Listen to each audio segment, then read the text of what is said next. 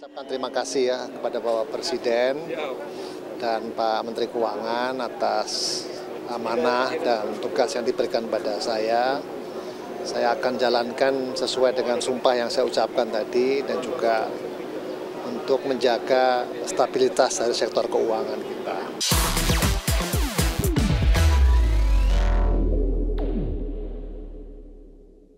Presiden Prabowo Subianto resmi melantik Anggito Abimanyu sebagai Ketua Dewan Komisioner Lembaga Penjamin Simpanan atau LPS dan melantik Doni Oskaria sebagai Kepala Badan Pengaturan BUMN. Pelantikan disaksikan langsung jajaran Menteri Kabinet Merah Putih di Istana Negara Jakarta. Kepada Anggito Abimanyu sebagai Ketua Dewan Komisioner Lembaga Penjamin Simpanan, Presiden beri mandat agar LPS memperluas perannya bukan hanya sebagai penjamin sektor perbankan saja, melainkan harus berperan pula dalam menjamin sektor asuransi, baik asuransi umum maupun asuransi syariah. Pada waktu yang sama, Presiden juga melantik Doni Oskaria sebagai Kepala Badan Pengaturan atau BPBUMN, sebagai pemimpin badan yang mengelola perusahaan BUMN, di mana pasca Kementerian BUMN disetujui bertransformasi menjadi badan lembaga. Kementerian BUMN langsung berganti dengan Badan Pengaturan BUMN atau BPBUMN. Pelantikan Doni sebagai Kepala BPBUMN ini ditetapkan dalam Keputusan Presiden atau Kepres nomor 19P tahun 2025 tentang pengangkatan Kepala dan Wakil Kepala Badan Pengaturan Badan Usaha Milik Negara atau BPBUMN. Dalam pengambilan sumpah Kepala BPBUMN tersebut, Doni Oskaria berjanji akan mengemban amanat sebagai Kepala Badan yang akan menjalankan tugas jabatan sebaik-baiknya dengan menjunjung tinggi etika jabatan dengan penuh tanggung jawab. Dari Jakarta, Tim Liputan IT Action. Anggito Abimanyu resmi dilantik sebagai Ketua Dewan Komisioner Lembaga Penjamin Simpanan oleh Presiden Prabowo Subianto. Usai dilantik, Anggito menyatakan akan fokus mendalami tugas barunya, di mana Anggito ingin meningkatkan kualitas organisasi LPS dalam mendukung sektor keuangan, baik perbankan maupun asuransi. Ucapkan terima kasih ya kepada Bapak Presiden dan Pak Menteri Keuangan atas amanah dan tugas yang diberikan pada saya. Saya akan jalankan sesuai dengan sumpah yang saya ucapkan tadi dan juga untuk menjaga stabilitas dari sektor keuangan kita. Ya, jadi saya sudah mempelajari masalah-masalahnya apa dan segera kami akan koordinasi dengan internal. Menteri Keuangan Purbaya Yudi Sadewa memastikan Anggito Abimanyu tak lagi menjabat sebagai Wakil Menteri Keuangan usai dilantik sebagai Ketua Dewan Komisioner Lembaga Penjamin Simpanan. Purbaya menegaskan peran Wamenkyu yang sebelumnya diemban oleh Anggito kini diambil alih oleh dirinya sendiri. Dia udah nggak wamen lagi, dia jadi ketua LPS sekarang. LPS kan gede, jangan dirangkap. Jadi akan diganti atau gimana? Untuk sementara saya pegang dua-duanya, pajak sama bea cukai di bawah saya langsung. Tapi ada usulan ke Pak Prabowo sih Pak, diganti aja atau tetap Bapak yang handle? Kayaknya kalau ada nanya saya, pasti saya bilang saya aja. Daripada saya pusing, ngendalin two step langsung lebih enak langsung. Kita ke informasi lainnya pemirsa, sejumlah lembaga internasional memperbarui proyeksi pertumbuhan ekonomi Indonesia pada tahun 2025 di bawah angka 5%. Bank Dunia memproyeksikan pertumbuhan ekonomi Republik Indonesia sebesar 4,8%. Sementara itu, Organization for Economic Cooperation and Development mengerek proyeksi pertumbuhan ekonomi Indonesia ke angka 4,9%. Sejumlah lembaga internasional memperbarui proyeksi pertumbuhan ekonomi Indonesia pada tahun 2025 di bawah angka 5%. Proyeksi tersebut berada di bawah target pemerintah yang paling pesimistis di angka 5%.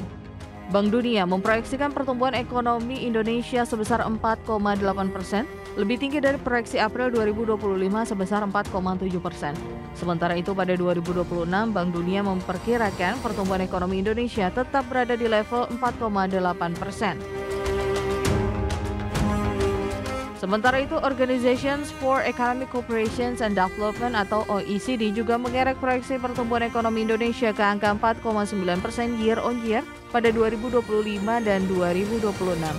Kenaikan proyeksi OECD itu dipicu oleh langkah Bank Indonesia yang mulai mengambil kebijakan pro pertumbuhan dengan melonggarkan kebijakan moneter serta kinerja investasi yang terus terakselerasi.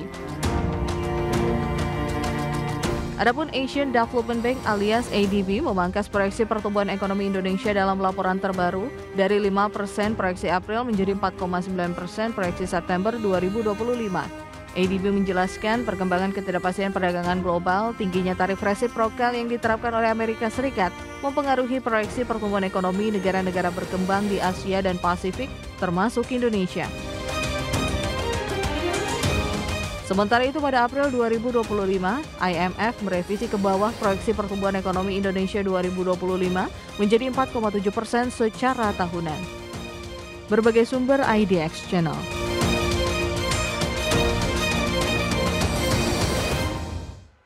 Di tengah proyeksi lembaga internasional yang ramai-ramai menyebut pertumbuhan ekonomi Indonesia pada 2025 di bawah 5%, Menteri Keuangan Purbaya Yudi Sadewa optimistis pertumbuhan ekonomi pada akhir tahun akan berada di angka 5%.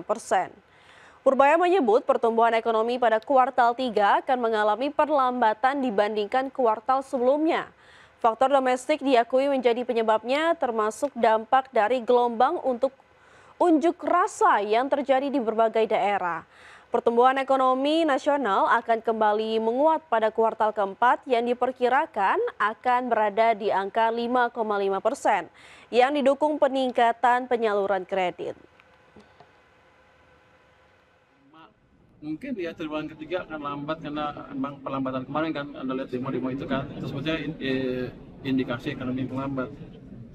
Cuma kan triwulan keempat akan tumbuh lebih cepat kan. Sekarang kredit sudah tumbuh di satu bank dari 8 ke 11% naiknya. Saya harapkan di tempat lain juga seperti itu, dan saya yakin ekonomi kita triwulan keempat tumbuhnya akan di atas 5%. Dia sih prediksinya 5,5%. Triwulan keempat aja ya. Artinya saya nggak penting pernah jatuh, yang penting ke depan arahnya kemana. Karena akan lihat ke depan akan naik, bukan meroket. Ya pemirsa, Kementerian Perlindungan Pekerja Migran Indonesia menggandeng 3 kementerian guna memperkuat pelatihan vokasi dan pemberdayaan ekonomi bagi pekerja migran Indonesia. Kolaborasi lintas kementerian ini sebagai bentuk komitmen pemerintah untuk meningkatkan kualitas perlindungan PMI dan meningkatkan kompetensi pekerja migran menuju kesejahteraan. Kementerian Perlindungan Pekerja Migran Indonesia menggandeng 3 kementerian, yakni Kementerian SDM, Kementerian Perindustrian, dan Kementerian UMKM guna memperkuat pelatihan vokasi dan pemberdayaan ekonomi bagi pekerja migran Indonesia atau PMI. Menteri Perlindungan Pekerja Migran Indonesia atau P2MI Mukhtaruddin menyebut kolaborasi lintas kementerian ini dilakukan sebagai komitmen pemerintah untuk meningkatkan kualitas perlindungan PMI dan meningkatkan keterampilan dan kompetensi pekerja migran menuju kesejahteraan. Mulai dari sektor energi dan sumber daya mineral, sektor industri hingga pendampingan usaha dan pelatihan kewirausahaan.